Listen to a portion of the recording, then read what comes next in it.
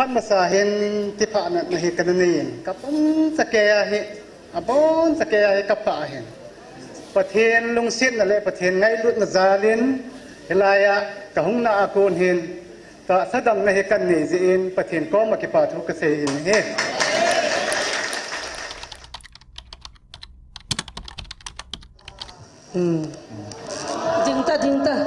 ริงอ๋อชีวิตบ่สีเทียนในตายมีอันเนี่ยจีอีเวนคิวกูจิงอ๋อจีอาฮิตดิมจิงตัวเห็นนี่เขาขัดแล้วดำที่มันเก็บป่าทุกวันเสียจิงอ่ะปนามาหงขิบปันได้กันก็มีเห็นนั่นเห็นตุนกากระต่ายพี่คนเห็นเห็นจะสีเทียนอันนี้จะตาสาเหอาฮิตนาคนนี้ใจตัวกาวันนี้จิวเห็นเขาเนี่ยจีตัวจีสุมินานาดำนั่นเองน้ำปีนี่เต่าผิวเวสานากันดิ่งดอสพันมาสาเห็นที่ผ่านในเหตุการณ์นี้กับผมสแกเห็นบอนสแกกับป่าเห็นประเทศลุงสิ้นอะไรประเทศไงลุดนซาลินเฮลายะกับหงนาอากูนเห็นแต่สะดำในเหตุการณ์นี้จีนประเทศก็มาเก็บป่าทุกเกษตรเห็นอบานาเกษตรนุ่มเสียแหละก็เห็นโคทุสินจำหิตสมบัติเกษตรนุ่มเห็นพันมากำหมงอาลาแหละก็เฮก็เปลี่ยนในเฮแหละเวลนิสนุตัวเห็นฟังคัตขณะเฮอันนุ่มก็เห็นไอ้แหละสมขัดกุลหันตะบังเห็นโคกันมันเห็นเอ้หนาก็ต่อกาลินในดินสิ่งนาก็กาลายองซุนพิจีขุสุงกระเจียนเราขุสุงเห็นนาก็นั้นบรรลุตานนั้นจิตสวรรค์กุมจุหินที่นั้นจิตสวรรค์นาเฮกตุปาตุเห็นรู้มากกี่คนเห็นก็กี่คนเห็นไม่จะไงนั้นกับตาวินเฮียแหละที่วังสินลุ่นลุ่นินกำมะเห็นกับข่าววินกำมะรันกามุหินไปลังคัดอัลดัวพระก้นสกันเห็นไม่สังเหตุยังไงประเทศนี้ลงเสียจีนประเทศกระทั่งว่ากินนี่ทุกที่เราเล่ตัวไอ้ดิสกลาเห็นกูกำมันเห็นประเทศนี้ก็เห็นกูไอ้จินปีจิงตุนิสันกีน้องดำไอ้กูจินจังเวลากิปาทุกเสียกินนี่เดี๋ยวจนกิปาทุกกิติเตียงอะไรดำนักกิติเตียงอะไรตั้มโจฮีดำนักทุกเสียอะไรกิปามินอาจารย์นี่ผู้ป่าวินันเสมอนะมาให้ดำมอนะสู้กิปาตาอาศัยโดสู้ก็ว่าน่าละก็กิปาปีมาจิงเลยสู้นักกิปาทุกเสียกินนี่ดังเสียงดิ่งโดเห็นกิปาทุกเสียแล้วนึกไม่เห็นเอ้มาดำลู่ดำนักที่ไงซากิดำเทโลให้หาหิเอเสียจูกันเสนุ่มหินจินจูยงแหละตัวเสนาก็เสนุ่มเสียแหละจุนจงดำเทียงนะสู้กินเองหิจังละปนหัวเฮฮัลขันเฮอวัดเจมินฮิตบังดำมอนะเฮอเวียละจุงอาจูนโลดิ่งเฮว่าอังเกฟอมมีปีหัวจูเสียนนัตเอาหน้าวะนินเกลโดวินลังดำทิ้งสักนี่ปะเทนาโกนากำมุเทนดิ่งน้าวเต้าในกังไงใส่จิสูอาศัยนาเกษตรโนมเฮก็เก็บไปเก็บมาเสนจุตันเต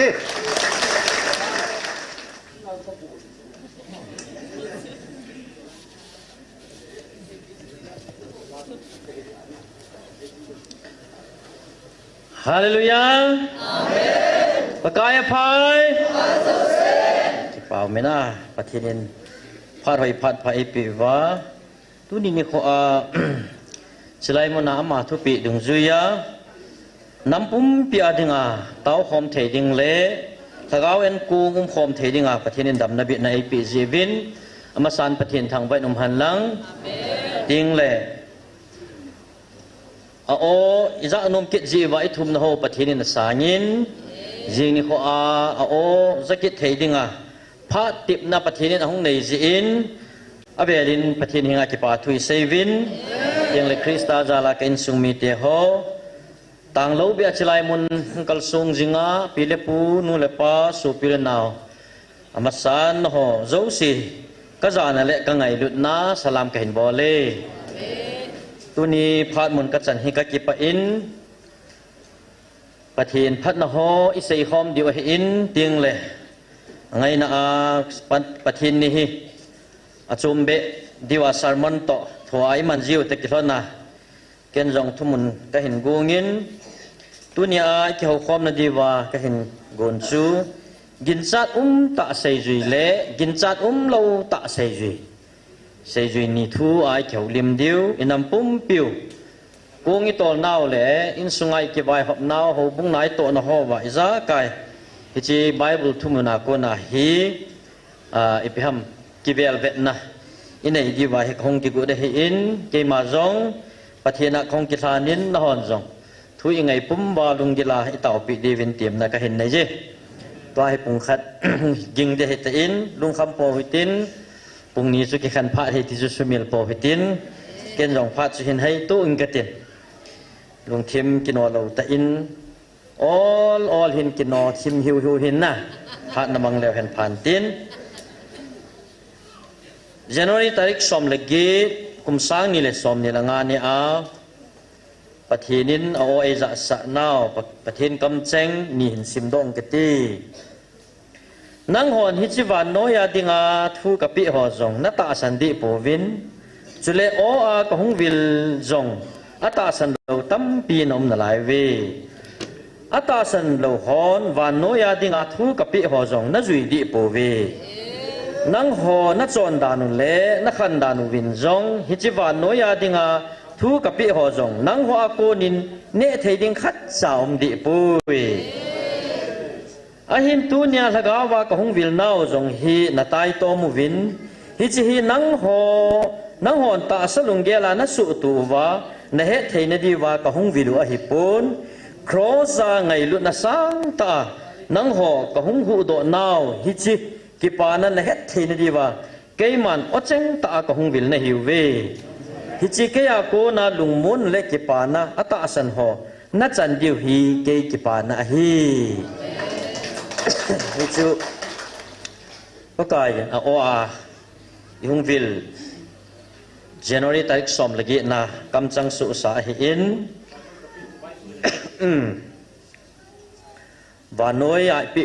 vanoi mi zo si ding a pi chu bible hi in tunia o a hung vil na wa o changai ho pi na hi ho ku ki tia ding bo hi ti hi he khan thim thei povin tu la egam sungu inam sungu vanoi le se hui nun dani va nai le thi li a ki helin a ki hel ding mong hi pathinin na sata inam sungu zong ei bil to ki thana se ei su di diu ata le hem a se kending part process chi jing lai hi in hil ho thing sung su ho in jong lung dong po hi tin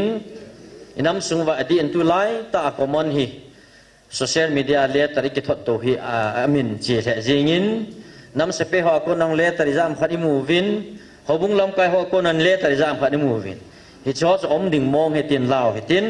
ei chu pakain thil alung ding asu ding ho ei sei pi su ke hin ama bo i hon i het thiam ta ka awa chu hi cho chu jing ding bo hi e tu ni hin thuma kai tam ta sei nom jang omin ki hel nai ho la jang omin ups nong la edit a hin bolin achunga ki pa thui phungu win ama sa sa ngina ngai che in asanu auto jong a ki thon di senin na teng le ama chunga mel chi na koi jong chu ama no su mil loading in aviali ni ti movin masang chun akizan sa gut lai na kon do kun chun dam han lang pathin mel chi na hi lam chu hello hi le ama a ki su na le tunia ama chunga hi ham sit a thung thei chu pathinin mel chi na koi hi ama adam na ding le inamu adam na ding a koi hi hi ki paumin ama jong atho dan ala dan athip ta ji in ups zal nyong pathini thang wa ve tunia bible munai ke holim na diwa ka hin dai san chu thumun ka hin satan ginchat lo ta sei zui to ginchat ta sei zui sei diu he luk bung ni chang khana pat chang som sung hi iban satwa iki holim diu hin tin luk bung sai ka ti na luk bung sai chang khana pana chang som chan chu ivenai le tu sim kha dau me sepei jalam kai pa thu sim hi akiji in mundang azong sepei jalam kai thu sim hoi akisei zap zap na in na hin la tuni ko a ipan sat na diu pa hi zat sum zep pathin amu gil dan le adin muna ko na akum tha a pathin to pakai jesu krista to atimu thu hi isei gu no he chang thum le chang thuma pat chun ka dei lai lai hin la dong ka ti Jesu tu dol aza pha nin sepe jalam kai pan Jesu chu hunga aso pa boldam din akaudin judami upa ho sole upaho hi Jesu hinga hongun khosa ta in atawun hichipa hinapol pi dia kilom mong hi aji chu izano alung se in hauthua ki khop na in zong ei sa pi ui ati ve aji chun Jesu amoho to ahung kilhon tai in kom hung gei pha din sepe jalam kai pan aloi te solin aza pakai hung ki gimbol da ta na Jesu ka in sung na hung lut ding hi ka kilom pui hija chu ka ta sa ta na hinga hung dia jong kilom ki salo ka hi thun sei tho jong la chun ka so pa chu dam jing nan te athing isim do pathinen phathei bu pi han lang chilaya bible chu thu sim chu sei le hen sa vin tin hi jong la chom lam tai la do no mo chu sape zalam kai ati ting le sape neu them hi pon official len ta zakhat chunga vai hom ti nai aza sima vai hom hi in ama hi rom sape ya pang hi ai la ama wang hi rom mi te cha hi pon juda mi jong hi pon gentile mi hi hi chi sape zalam kai pa hi gentile mi hi in nam noi nung pe na ki koi mi te ho rom te nong avet nemu juda te nong avet nemu hi chi ho chu ko ham te la gentile te hoi chidang nam dang te tia tai te la piu hi chi a ko na chu ama hung pi nga tu ni ko a hi rom lengam ki vai po na ring set no ya chu se pe zo se la son pen le mon pen se pe jalam kai khat hung hi a hi ai le ama hi itabang mi ham ti chu bible ai sim do chu mi ki neu sa mi hi ti chu imovin chile ama hi rom se pe hi in rom te in aven tu pen chu Israel te hi in Israel te nang amuda pen chu rom government hi iti tale rom government hi ki phulu in Israel te hin lengwai pudem tia angara luwa Messiah te asa pau Jesus Christa hung wanga amulo hi sikidep na nei puma gal puma om jing lai we ai le hichilaya sepe jalam kai pa hin itabang abol ta am iti ai le ama su rom mi te sepeya apan wang chun rom te gal mi su Israel te dinga ta salama gal mi te rom te hin ai la ama chu Israel te melma government ki mai puna na tong hi wangin a melma te chu avet da poi ken ku te ho Israel te juda te chu akho sa dan le angai lu dan phot chit na chun juda te hau khom na synagogue hau insa na dinga jong panala anh ấy ngã po đó juda te pathin hậu khom na hậu bu synagogue in mun sa do na long chu panala hi ti chu imuai aba na hi chi go kiu chu hi lovin ama in hi chi juda te alung se na bana ama ho pathin hậu gut alung se na bana chun anam jong alung se ti hi bible a kimuai koi tabang ham khat chun kalung se pen nu chu a bom chan gen kalung se ti banga he ama hin Israel te juda te chi ipilom lom hi chu banga angai nga alung si na ham athi aji apol tam ta omai so zo si chu sei leo hen pha so ta lu din tin alin la dunia ila do no mo chu hi chi se pe jalam kai pa hi aso pa se pe apang asot to li apang pa hi ama chu hi ngai lu na sang ta anai hi chi sot to li apang pa rom mi te hi chu ma hi ai bang ama gentile mi khanin rom mi te khat anoya sepe apang khat chu banga sotolia ne khat chu banga angai lung se chu hi chu thil kidang ta hi chi sepe jalam kai pa ko na ila do nu ma chu ya chu tu si ma ko nai mu do chu pham ti le khana a sepe jalam ka hin so man du ta khat ne hi chi amani so pa man lu ta khat ne ya amani relationship chu gila hi amani relationship dana hoi dana phat dan chu rom government jong het phalo koi bacha na het phalo hi and amani ki ka ki ngai lu na khat chu anum thugu khat num ai hi chi ja chu tu ne se pe jalam kai pa hi se pe jalam kai chu mun sang ta ki do a ding la so leading se pe tam ta jong officer rong anei chu ai banga tu ne ama ki ne sa ta hi chi aso pa dam do na dinga Jesus Christa to akimutu hi chi hi chilne wa hi poi ken su mi teo achama hu kon do jong hi poi do ni nam suwa ama din mun tabang hin kyum han lang hile ipi ekiti dem kei wang su takili sa te ding ka ta san chu mi a za sim chu wa hom khat ki ti chu iti dana so ho ding a chu phat ki pi thei ding ham ka ki azen ding nurse doctor dim che di chu ei bang chi se pe jalam kai pa he nas sata ako asa chu aji chu pi hin tem itia hele ama dinga so pa hi man luta ai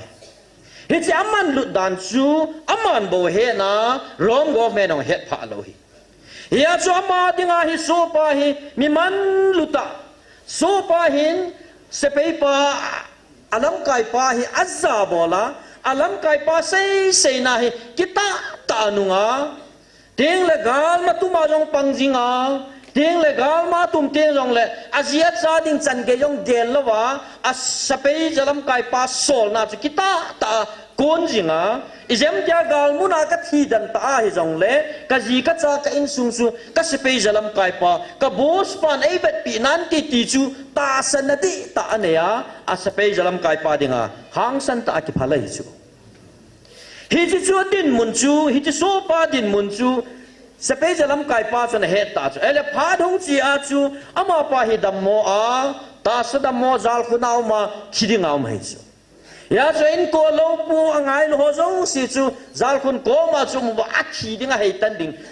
anga wa bolding i ma cha nei ta lo to the i ma cha nei ta lo chu hei chlai ta chu sapei jalam kai pa chu kisalala ipiti ta ma tia le Pakai Yesus Kristus mi zong a thi zong a tho doin anasa na kong chan mo zong a sudam je ti chu anaza anata sanita chu pakai to na ki mumong hi zong le pakai Yesus Kristus na ma kom ta chung counseling ga bol hi zong le pakai Yesus Kristus na to chu aman zong a he na mi tam ta dam zong chu amua sei tam ngai lo wa thil hung thil so Yesus Kristus na to ho chu aman gu thi ma anata asani chu hi chi ata san na chu aman phong do hi rong le tunia aso pa chunga khidinga zal khona dammo om phana chu aso pa hu do na dinga chu aman tha nei ta lo pia abol theina zo si ki cha hi chula se pe jalam kai a hi wa nga chu atha ha da thil bol theina aso pa hu do zo lo ding chu a ki het be se ta chu hi chi phana chu angai lu na chu itile ata lang di ham angai lu na tong do ding chu ama na to zo lo pha na chu Jesu Krista gel do chu pathin thang van mal gel do a ama su ki ngai ni ma se pe se o ki le ai na se pe jalam kai pa pu pia se le ka thi na wo la ngo te ka poi ve ati mai thi se bai ho di se che dau ati mai thi se piu te ya le ka bol di Jesus ki pau juga mantim bu in kai lut vu chi chu dam sau te ati mai the ka ti mai the a hi wa nga a ki neu sa dan chu ama chu gentile mi hi a ki mi hi na ki het chu Jesus Christa chu juda mi hi het chu ji a chu ama to ki mu to ding chun ka ngai chat ka dei chat ka so pa dam do na te ding hin kai ma ka chi sang in juda mi sol lan Jesus Christa ni sang thiên tế tía ta san ni cho ấy chỉ pa na chu juda hậu lam kai ho aso hi chu ai le chia chu juda hậu lam kai ho chun Jesus Christ ko ma chu aseu ta chu ama pai na nge hi na hunga aso pa na su dam pi ding hi ama na dei char hi nge ho hil ama hi na ki tho pi ding a lom ta ai aji chu aman izanu inamu angai lue ti chu na izani na bo ngai lut pathin hau khom na ding synagogue zong ama nei sa do pi ve atia athil pha bol chu Jesus Christa ko ma thut nei chu ai ba nga mo ni chi chun athil pha bol chu thut zong le Jesus Christan se pe jalam kai pa lung thim chu na he sa chu pathin thang van ai le chiwa chu pi ti tam ama pa hong ki pan do ta pakai Yesus Kristus ang kipando ani ve nahi asape ho sol kita hau hil ho sola pakai Yesus Kristus ama ta hong kipando hong jing chu agel le sepe jalam kai pa chu kipahan lang thanom le kilom chu ai wanga ama su ki su ni min hele ama hi na chu ki he nin tin e chi pa na chu sepe ho chu ni ve sol kitna thua hai chu pakai kai na hong lut ding na hong lut na ding kai in a hing poi nang lut na ding in a hing poi kai ma ta jong ka hunga nang to ka ki mu ding kai jong ka hing poi ti so ai ba nga pakai tunin nang ma na ta sau hi jong le ka so pa chu dam hen nat ya le dam jing he ti ta san so pathin thang wa nam han da tunia ko ham hau la san tong inam lam kai anam dam na ding ain sung dam na ding ho bung nam na ding pakaya kinim kita uma pakaya na chunga vai hom ding pathian hagam na to thei na ding ama hina zo se sap la thei ding nam lam kai ko ineva chi gil ta igel diu hi ken sung mi te ho tim na ka hin nei in ai la chi vai la do ki tiu chu pham tia le se pe zalam kai pa hi aso pa dinga man du ta ki chu so pa chu se pe zalam kai pa da man du ta hi a chi to banga chu aso pa dinga se pe zalam kai pa chu man du ta hi chu ai le hi chu banga chu aso pa dam na dinga kisalala hi bang si so hi chu ai le bible hin se pe zalam kai kiti tu sim hoi tam ta hi au min chỉ hỏi là các cái mình phá bể nôm chú, sẽ phải đi tiếng ai lẽ chỉ vài hôm na discipline nuôi khả na vẹt tôn thấy ta hi, ta sẽ làm mà rong chỉ để sa chỉ hỏi thổ sa na power cho hiểu chú, sun gin hiểu chú, ấy vâng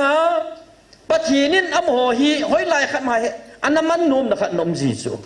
tu nên đi làm vậy sẽ phải apang lẽ pension izat yung một gã đã muốn thì cả hết nôm chú. Atam thove, apa zoom thove na? Udah ngau, tu le tua chỉ gì lại mày na? Sepai hang sene mày. Sepai hinding dan ho hi igela hele. Hasan atam ta jangan ne usu, aje tu discipline khau usu. Bai belang sepai jalam kai tu si miza mình kiza. Amo hin pathian lâu pin này na phun độ jing ke khat mu chu. Matthew bung som ni le sa gi langa chi ve na hele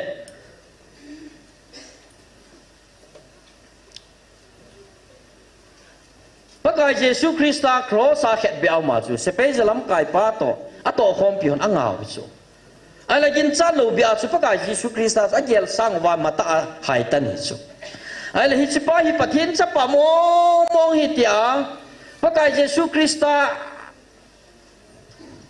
ta sa mi hina hay na hu atha tana ta sa thi mong etia ama hi pathin chapa hi tia phung do ma sa pente chu se pe zalam kai cha na a ki dan su i vet na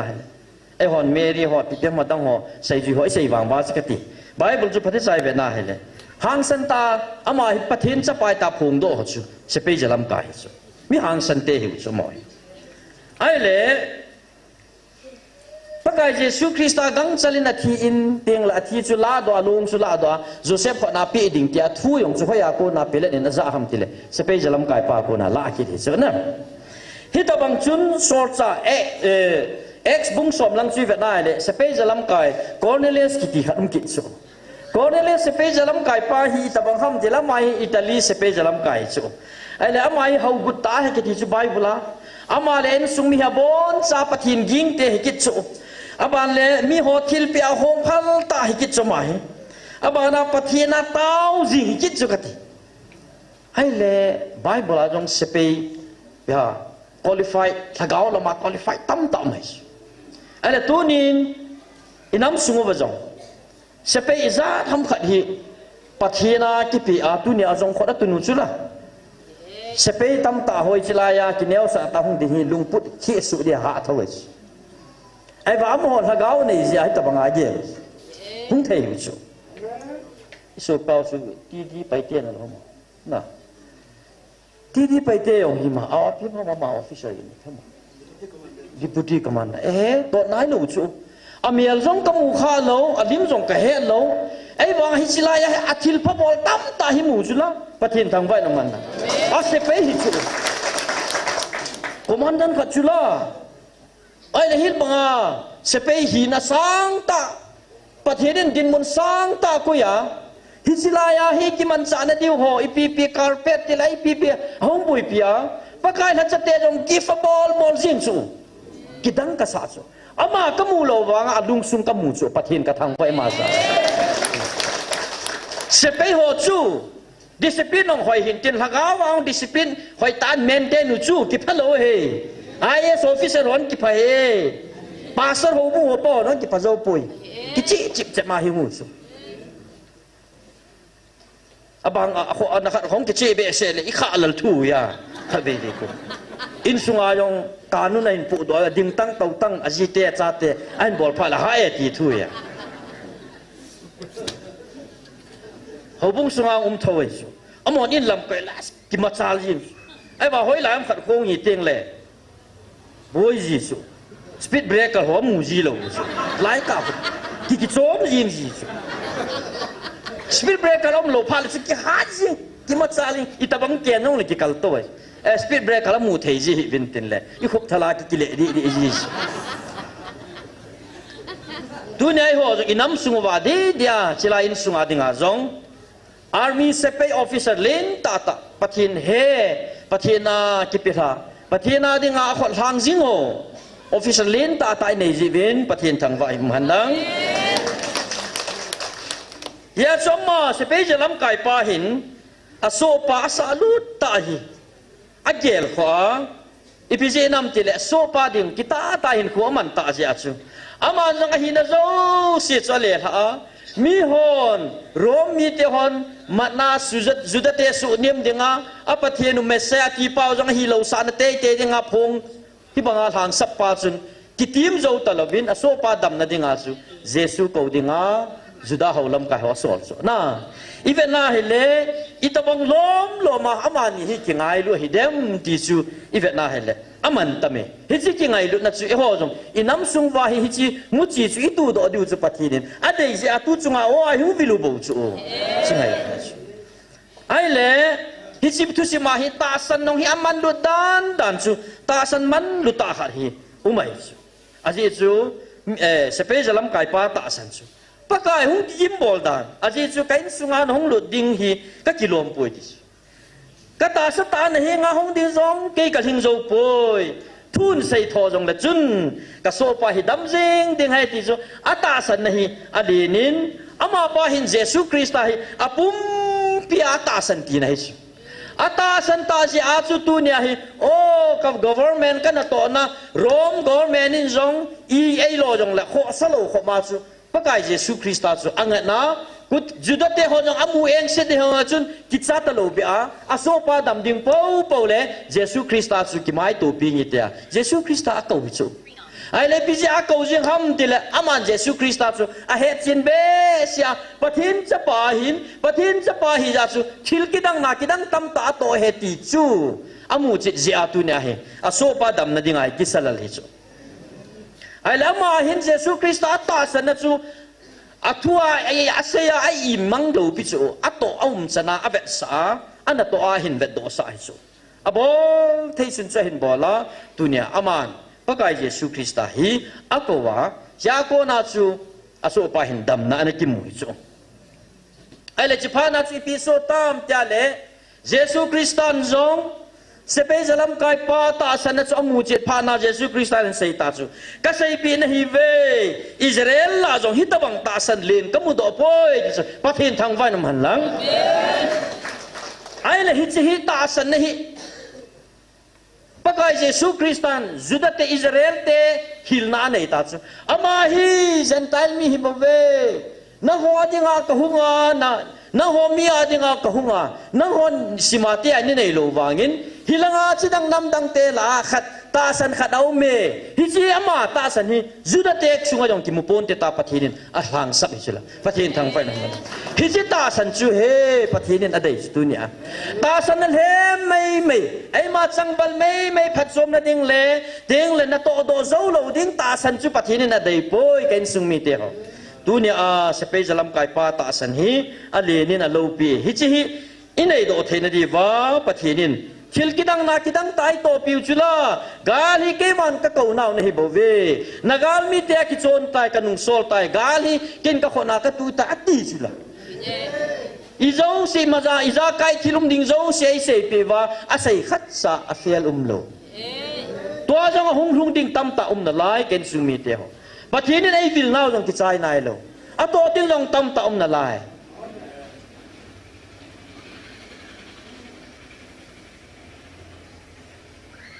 ai le ipisia tunia sepe jalam kai pa chun pakai Yesus Kristus cubang si acu ata sanham itiai aman Yesus Kristus na to chu na mu china ana to na ko na chu aman amahi pathin chapa hi ti chu an he chu chita banga chu pakai in tunia awai hung vil naw hi silai mu na e viluwa a o a e ho piwa i khan khudiu nam khan khuding thagau khan khuding ton so na aman go e khol pi ho ilu theina diu ama leng kama ilu theina diu le van mi te toy ki gui jok theina diu le leisina jong leo hen van mi te chani tho do theina diwa pakai na oi hung vilu bo chu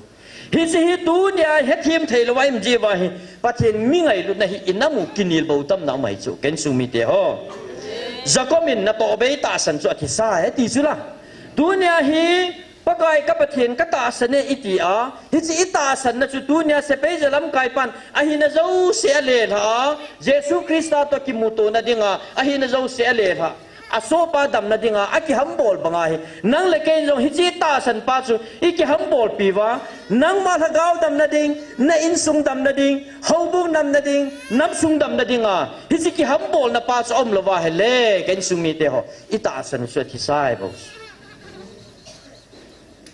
ya se pe jalam kai pa hin ama hi ima cha hi lo na ki mu ma sat chu ima cha ka hi poi ke hi ima cha ka hi poi ke hi se pe za khat chunga vai hom mai mai ke he Jesu Krista wa hi thiliza ka universe le si chung le noi za ka im zo si chunga vai hom pa he ti cho mu chin chu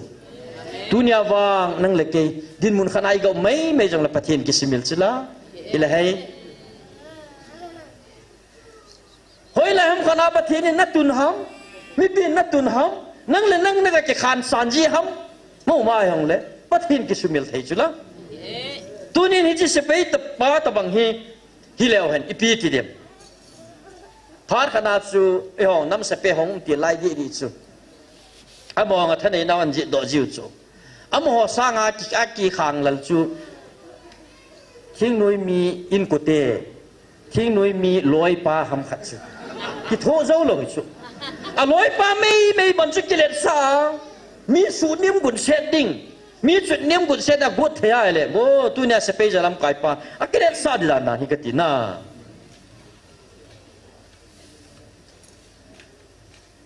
tu nya he e ho ni namu hi ku ki te he pathian hi thil zo si bol the ti bang si het tho ai wang ta san zo ta ta lo pi ama thil bol thei na hi e ho chi na het na chana hi i gol to wa i koi pha wa hi tu nya pakai awai him vil nau pathian thu phun hi ta san thei lo hi chi chu tu nya i sei thu jang hai pon pathian lung sung ga he na ana sei do sai ta bo ale tu nya hi se pe jalam kai pa ko na ila do theu chu dunia ama asupa dam na dinga ama hi na nom pa chu mikineu sa hi in aba na ahong phal na chu juda te kho sa na chang hi chu ama nong alo asum le pai chu i lo bia synagogue ho Capernaum kwa juda te ho in sa do na dinga ane nga ana tun do chu ana to do a hi chu Bible chi ve na le Capernaum kwa si synagogue mo na chu khilawap khat pakai Jesu Kristan ana no do na mun chu hi chi lai chu hi chi khilawap pa chu pathian ho khom na manwa chu hung nei pha na hi chi lai mu na chu ama chun Jesu Krista wanga dam na mu chu hila chu se pe jalam kai pa contribution zau chu chi lai chu hi chi ho in sa do na chu sumle pa na sen ja chu na ki tun do ja chu hi chi lai mu na chu thilawap pa chu hung lut khai chu Jesu Krista tong ki mu chu ama thil pha bol chu thagau khat ta sa khat dong dam do hi chu pathian thang van ham nan dunia se pe jalam kai pa khot han hi agao me ungza kan sei banga chu di pe te nong khot han na ama jong kem ka kitil khau chu ana to thil bol che ho ta kitil khau na phata tam ta bol chu Christian te chon dan thakhat in sung khat pum khat hi danu ama hin ana ta lang jing te hi chu adang jong kholi han chu ke na chu ka het na chu hi jong le ama se pe hi ya chu ka ti se pe thui sei thu hin na hi chu ni namu hi ta san ki kopte ta san ki kopte apa pastor hi jem khana ji cha lung mong jing i pathian na to zong hậu bung sunga chu pastor pa ki vai pe po la dang ho chu ho ki salong na ama sei sa ki chi jing ai wanga tunya hi sepe jalam kai pa hin aso pa hi ata san na ki ko pi di pu a hin sepe jalam kai pa ata san na ga aga wang chun so pa dam na change pathian thang vai nam dunia chi do banga chu nang le ke nom pa kai jesu krista ita san na ko na hin khon na mana ki neu sa ta hin khon na hong phal ta hin khon na mana na mi te ding na ho bunga ding na in sunga dinga nang ma thagau hin khwa dinga jesu krista lung le na hin khon na man chu aga chun na in sung zonga chap no ding na ho bu zonga chap no ding nam pum pi zonga chap no di chu pathian thang vai nam han thì chú bắt hiện in, hoa cô na gà ông đó nó đi ngã chú, hung vị lui bảo chú, cái chú mít vậy ho, hoa năm kiểu hi lâu chú mẹ, hi chỉ ta sân nào chú, bắt hiện in ta sân nào chú, hoa cô na gà đó, ina mu chú chập nào tiếng lệ, và nói bún bia trong hoa hi gạo hi mít tiền, amu này để đi ngã bắt hiện in, hi chỉ mu chỉ chú ấy tụ biểu chú, hi chỉ hết thêm lâu thu, ni khăn lấy hết thêm thâu thâu điều hi cái chú mít vậy, ni khăn lấy vang bắt cái, say sai. Dunia chỉ lại muốn hết thêm lâu họ rồi, hết thêm là điều như khu cắt tiệp bị này chứ. Ai là hết chính khu ông luôn đinh chú, ít tao bằng ông luôn đinh ham cái hết lâu bia, năng lực cái gì hết lâu bia.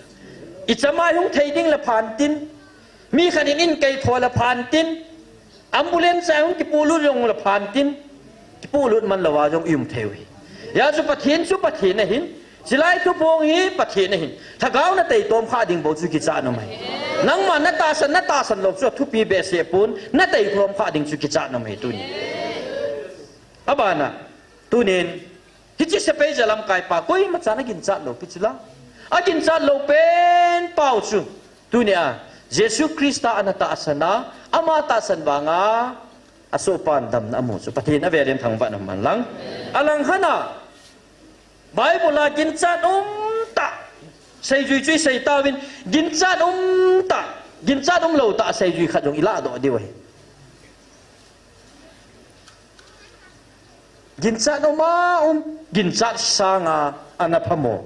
sepe jalam kai pawang chu koi machana gin chat lo pia ai wanga Krista dinga jong sepe phatan hi cho na ai la hi chi kala do num chu gin chat ta say duy khát chu ko ham itiale izazin Judas Iscariot. Oi macana daylo. Tu chana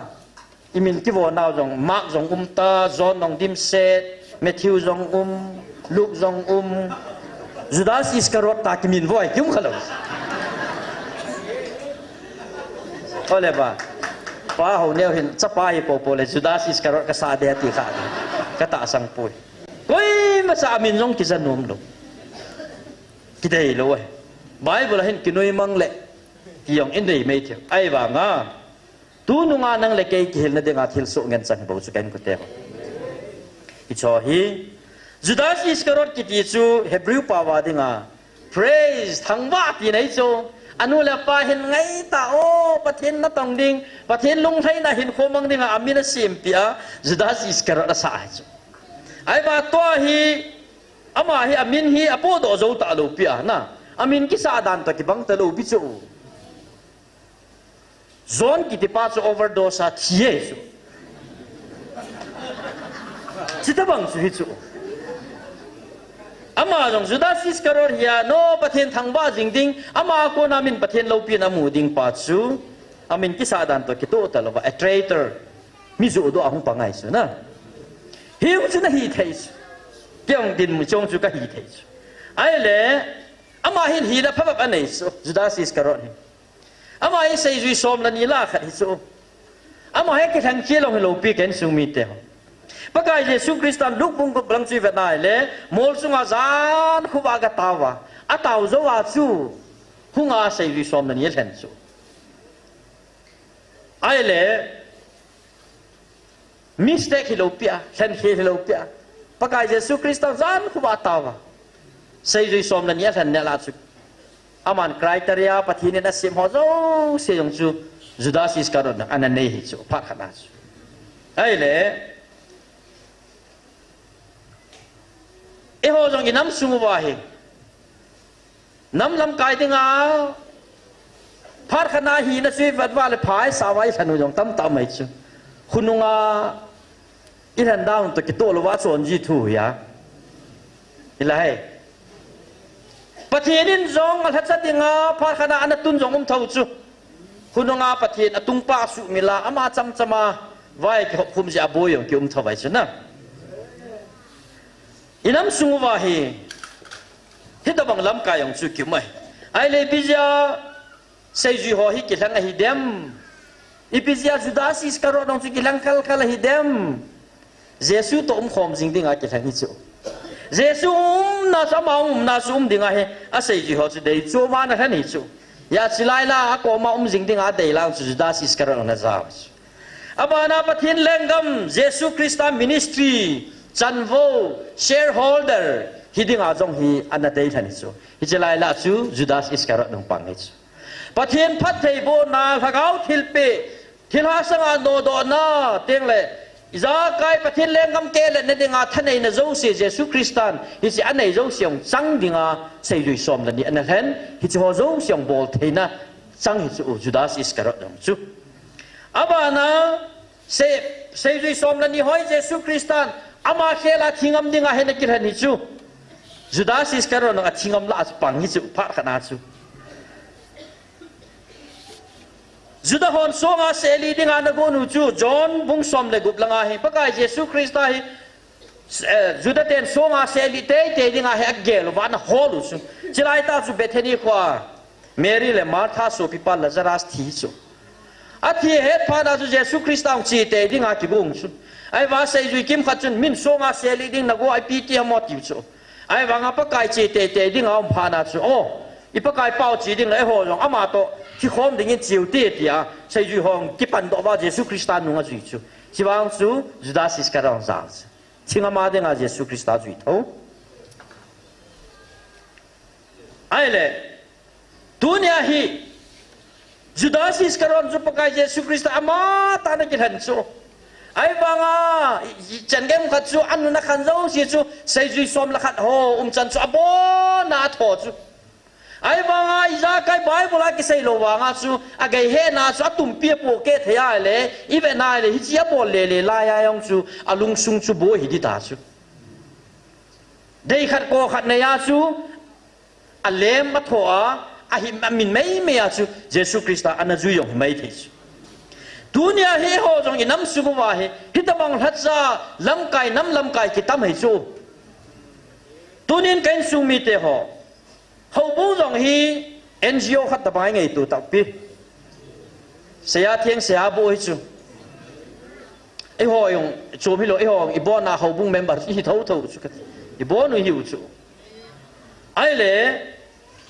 ฮิซี NGO ไต้มาไหนตัวว่าหอยลังสปอนเซอร์อมเดมอินเชนเลวเชนไอ้ทำกันเลยสุมเลไปสนาดังกาตั้มไต่ลำโดวิดโอ้ตาสบิลดิ้งอินหอนทุปีตาไต่ตุงโดดีเวมเดียวบุยอิจฉาลาจูมีเฮมา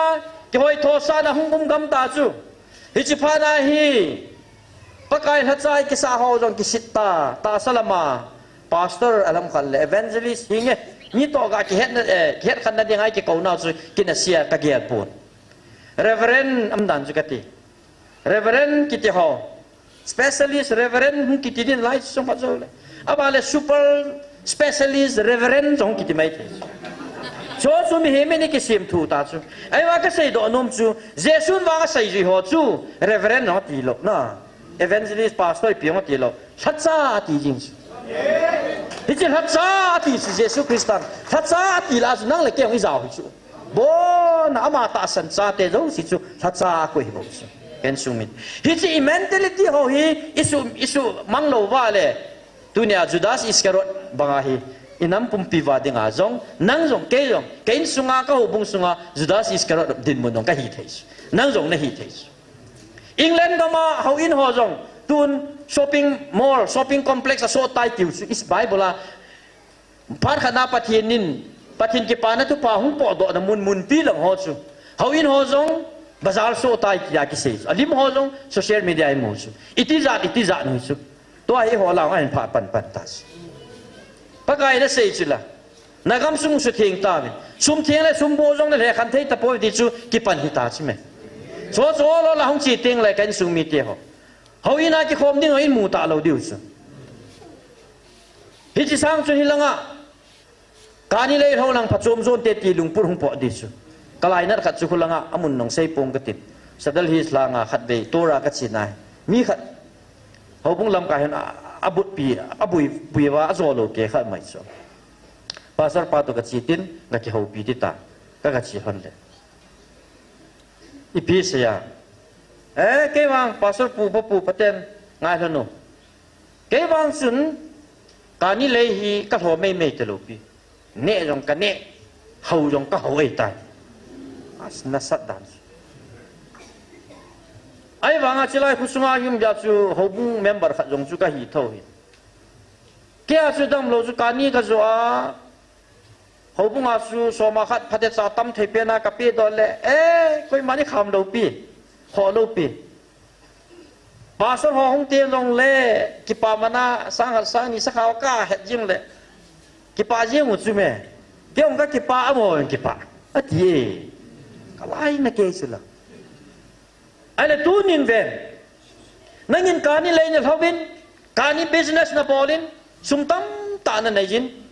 na nè dòng na nè hậu dòng na hậu ai ta ai là tu nhìn na hin pe na dinga na ngai tu thil hin tun na hin hu hi be tale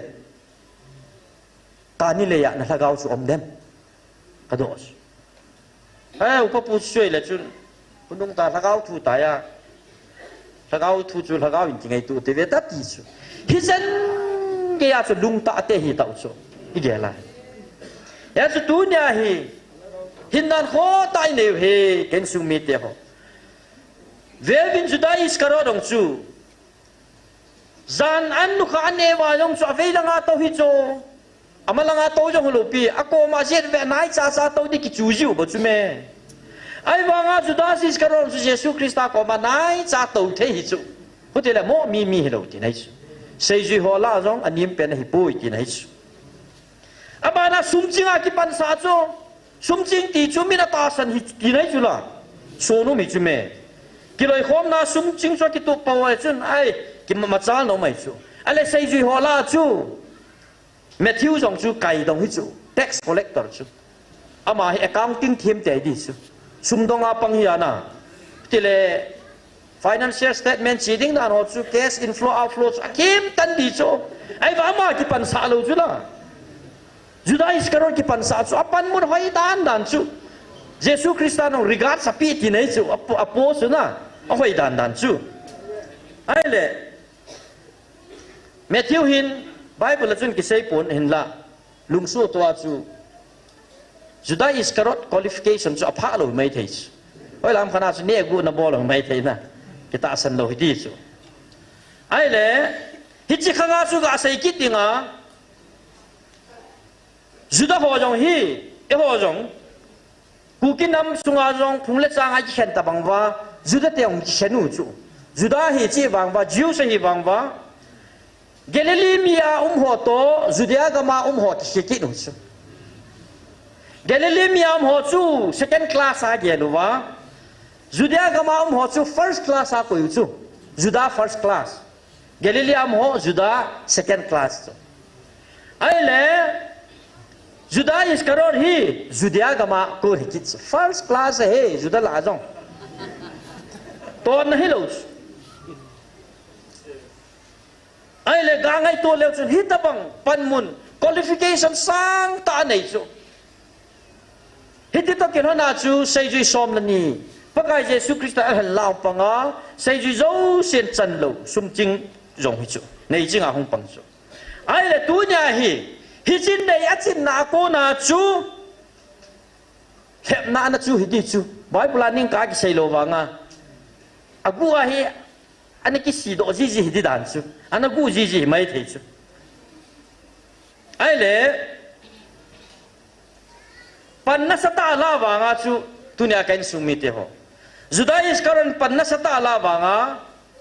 pakai Yesu Krista ang sung Yesu Krista deina hong sunga chu pan anala lo chu ala kom wanga lung thoi pumahi pan anala ti mu nai chu mi sang ngã và nang chu cái giàu đi số màu na cái giàu chu ai lệ sang ha le ngã và hồ rong basket na akala khom màu giàu đi chu ama na don wanga chu hoi la cái sel đó cái zo dem tie bui pi mai thế số mai à gì số mai này chính à pan ya chu anh này chính là portfolio apan monaco na chu second attack anh ấy cái chu mi tiêu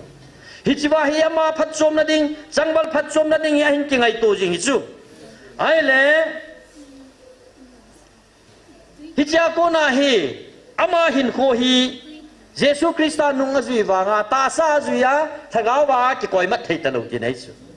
sei vi som la khat ho to ki bo wanga alat khom le wangwa thagawa ki koi mat thei talo lungkhima ki koi mat thei talo chu hito banga so ama apan mun chun tunia hi thagau lengam hi azam san kha ai chu tunia nang le ke jong ipan mun hi i na pathinin i koi na hi i ke het chit lawa ai le hi cha ko na chu setan pansa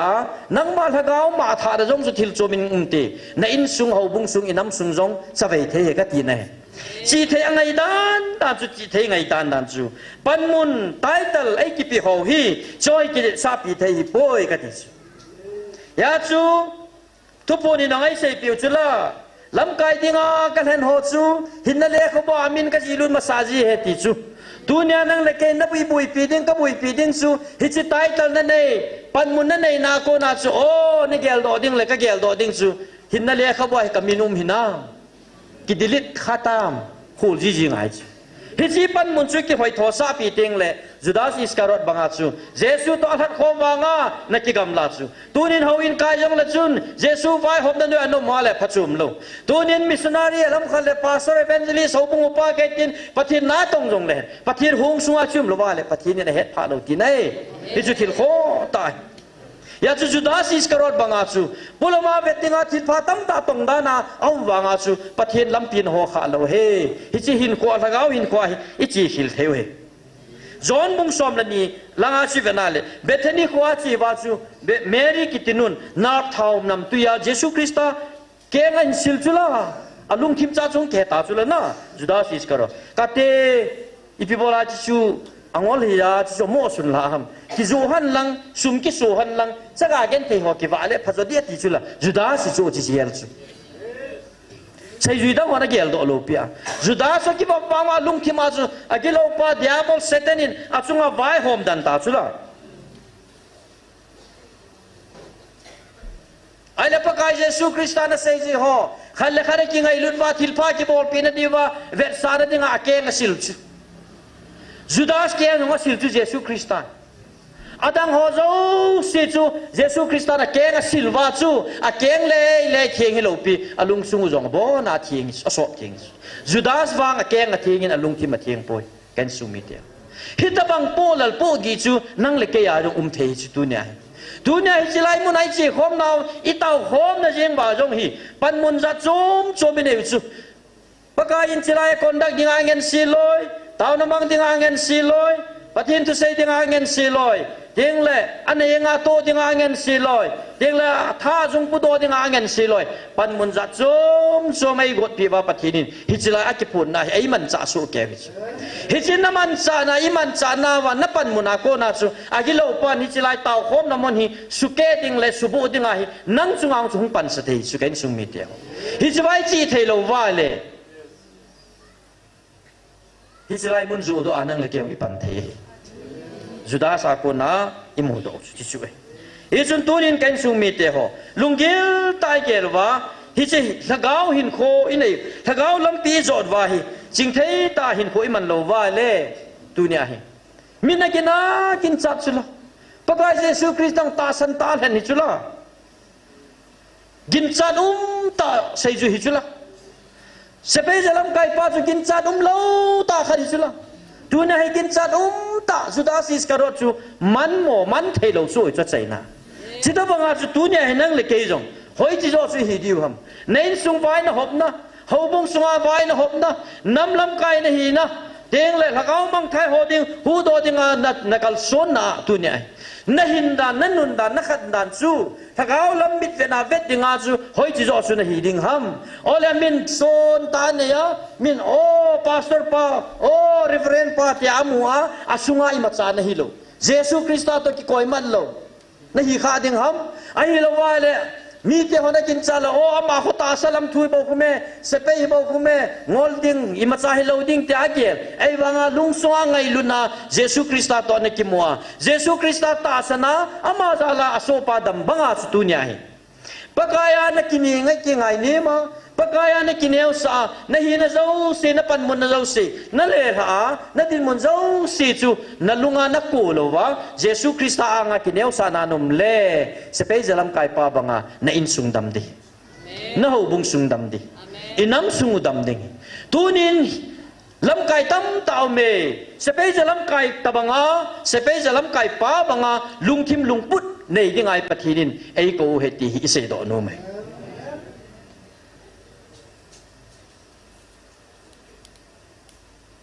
turin abia lai sei do no mu chu sudai iskarot bang chu hiti alung thima hin ko a Jesus Christa nunga hin juya sei jui som na khal ho tong ki pol wa chu zon bung som na thumai ve nu chu hiti a ki sei chu la hi chang hi sein Jesus alung kim be sen he to sa in ke chin ta ka sei pi na hi ve na law wa khat ei pi do apang dinga hi ki an sei hi chia sei pe na su pi ti tam tile Judas Iskariotin akiloi khom naw so da a po do ta sa po do ke hitalo pi so na pa na thaga wa na po do sai ta chen sumit ya tunin pathin na ka tongin ho bung lam kai kahin ho sa kahin alam khalle nam lam kai kahin ti a ikisei wang wa tunia hi mi mu de gina phata bagin um jong leo hen thagau mit na pathin mina chu so na pa na pathin ilung sungon he na ki gam la ta hin ko na man the naw jo the hi ya chu polin e hon wang hin dan ko ta khat in ei ve ti pau hi hi pathin ei tun naw ei ngen si naw na chu nga mo po nom na chu nangin na po dan le ting le pan mun chu phati jan ki sim lo wa hele agilo pa na pu hu te te ding hi nang la hu ting le nen sung jong thu ting hi inam pum piong thu the hi ti chu isai do no mo hi a chai de langa isai do no mo ku ki cha te jong pakai ko no o hi za wa iki khel sa so de hi pakai na de hi tu ni ya chu tu nya hi alim ma mer nei me ai tho je wa hi lungil ta pathin chu ina nei kha lo lungil ta tu chunga thil hung thil so jong pakai do kha lo je wa china thim nai kan khom ta je wa hi tu ne hi chila hi mel ki kim thei nai lo i taw naw o chen jong thaka da lung thei nai lo hi ken sung mi te ho hi chi pakai nei ko naw o hi ki le thei Judas Iskarot chaina tumpi po ke he ken sung mi te ho Hijilai muna thil hung thil so hi tu ni chana ni sagum walta hi tabanga anisia taw hi koi namum kha ele hijilai ki phong hi bol chu hi a thagau ki lo eng se thilaleng te ki chimna hi le pathiani na mi te kai cha vei ding a chu thilaleng te chan sapi ding ham dunia pathiani thil ki dang na ki dang tam tai to piwa unjai so pipa ve na dam na phon chula zau thu hamai le chu Hijilai muna pathiani na lo pi na ivet sau chula hiya chu sebai jalam kai pau Jesus Christa ina na to lo pi na amu ja ta san jing chita wanga chu dunia en na ta te lungchang kho te lo chal te hi jiba pathianin athu mai mai hitalawa practical a ngai vet sau chula ya chu dunia nang mata sa chunga na cha mo a thagau ki lo eng sin ki chemna na hin nei ding pha chu nang a kho kho ngai ham Siva hungin lang pathin phat no hi hung simin lang siva chun ven hi che hi boy iti vai le ki hau to te chilai thu po hi no te ino do zo va veo hi te hi chun jin khwa pa kai no ai hung vil ki ti hi ta chu tu ni Judas Iskarot panga pathin na na to kha le ken sung mi te ho ki gel phau hi te tunin sepe jalam kai pa bang lungchang pu hitin jing ni khole tunia hichilai mona thil kidang bol alo pin a phom do jing hat chung nong pathin in oi hung vil diu o ngai ding in hung kal son chi ding in dunia ka that chat chan khom pi ho kanu ka pa ka so pi kon naw kanam te han in sumi te ho zo se pa kai mena tim na ka hin nei dunia jinga pa kai na oi vil diu thil kidang inam sungwa ki wai hom na ai sei pi mai the wi thil kidang tam ta hei sei pi diu hi chingai khom dingai hung so te di ba vel vela pa kai mena tim na ka hin nei he chun tu ni hin in sung zo do mi nu mi pa hi khan ati ho bung zo do ho bung lam ka hi khan ati ken sung mi te ho nam zo do lam ka hi khan ati hi jo hi kha lo na di vin tunin kisi in pakai belo hitin idin mo no hinung vet ki no hite na chi to hinam pathin hong sunga chun na din hinam tunin ki vel hite tunia isei do nu mo chei na a pathin holo sanga pathin a khema ho kha thi ki cha nam zoi lung hai lo kisi lo sanga tivun tho chana kisi na lung thim gil ta helo skin deep etiu sap ten lung hai lo kisi lo sanga tivun tho mai ya kisi na nei ho chu ham si zo ding hai sei ju hi lo sanga sei ju hem hi kha ding chu ki cha um zo hi aji chu i ho pathin hi ata hi in ama ata hi ja chu bible ai za jing bangwa pathin chu lagao hin ama ho ten ama hi na lagawa ho de ti ja chu tu nei ho pathin hi lagao hi ja chu hi che lagao vo na chi ki van lo wa se pe ja lam kai pa lung sung lung thim banga chu pathin hi izui lo wa le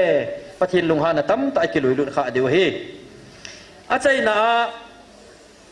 Judas in khwa ko nai chi theiwa space lam kai pa banga hi naw din mun zo se pai tha a in sung le ho bung nam sunga dinga idam theina di wa ki ngai nim ta pathin ibel diu hi pathin in ai dei sau heti hi sei do no ma hi in pathin ngai lu na hi tui banga lu nga hi in hi chi tui cha lon teng le tui lon dim na hi mun sang lai lai a lung pun mun nim lai a lung hi mun nim lai ho cho hung dim zo teng le hung kisit sanga mun sang ta jong hun chup ji bo ve hi chun tu nya hi pakai mi ngai lut na chu tu nya o hung vil naw angai lut na o chengai ko naw ho alon lut theina dinga chu nang len ke hi mun nim pe na inu manga ye nanga babalin sang banga sang ta ho bang lai sang ta ki gen ho jericho kulpi banga ta salama ki son pi thei ta ho chu nanga pa chu na ge na su chim lawa pakai na ko wa pakai na ki pi ha lawa ka ki pi ha lawa le pakai in izanin o in vel tam tai vil jong le na za thei lo ding yesun tunin ken sumi te ho nam sunga alin zo ding kichu hilovin krista maya aneu pen hidingin kichu zo huite tunin hichita salamai kichu je min kichu hilgam ta ve pathin naman cha mo hinam thatsadin mona chu na chu pathin ngen simong na hinam ki khulin nang zo nam lam kayan nam sepe lam kai na pan chu ngen simong na hinam ki khulin nang zo gam chu ti na po hausa hanga hausa ka he na ti hichil hanga hausa dinga chu pathin na tun mong hinam ki gel phan ahia le pathin lung thaina na to hinam ki chu ikigel deu hi pathin in adei sa hi chutia chu ki gel do thei teng wa se pe jalam kai pa banga chu ki neu sa na hin khoi man thei teng ole inamu hi pa banga lun di pathin leng wai hop na chu inamu wa om te ngai le acham lo wa tu nya iki khil no zo siu pathin in lamang in tin pathin van mi te to ki gui zo ma ai koi bang wa hi le se na hin sung wa hi van mi te chan tho do thim pen te van noi mi te teng le van mi te to pathin wa choi la o thonga sa khom te nam mi te chu van noi in he diu hi en su ki chan chu bible la ko na hau lim na eseu hin tin taw na ik man diu ki taw na di wa hin jing ni ko a pakai na oi hung vil na di wa tu nya he thei nai lo ho thagau na khang ipina su mo ham thagau na khang sip ho sutan ho sutang ho cho dấu xì tàu nằm bị ai xem họ đi vậy inam sung va thil lung zong asang che kho che nang le ke jong itaw na speed hi khelo ngai ken sumi te ho ni danga mil hi vat khat na se na le tu nai vat ni vat thum na se na ngai ye mil hi tui tam sen che ngai je pathin na to na dinga ye chun inam sung va hau sa ho hi in nam lam kai ho hi in teng le hau that sana tong ho hi bon sa wa chi sa gao na khang inei wa jing ni kho a pakai na o ngai no mum ta ei ho pi na di o iza thei te na di ba na kidang ta thil kidang ta ama ni hung vil ting ule van kil gilo eng si ho gen theya om bangin tu ni hijilai mun de ma tai tom ho jong pathinin hitia chu akuya hilang gel kho na lung chang nei the na ding in tau piu te kan sumi te ichiding chun lung na chim tan ta ho tin teng le pathenin ihung vil ding ji win pathen ko mang ki pa thu se hui tin teng la achai na pe na i cho zo se hi i pi jai bol ham pathenin agun ham tia le sagau mang thai ding i hu do the na diu le i nam va hi pa thina lam zo na damun lam zo na chi ho inung ko the na di wa pathenin ei ko nau o hi i hon zong pathin na i thum ki nu wa sagau mang thai ding atam thei pe na inam sung ba hung kile thei na ding taw na anamang hui te ti se do no ma hi in all of people hallelujah ti sao hitin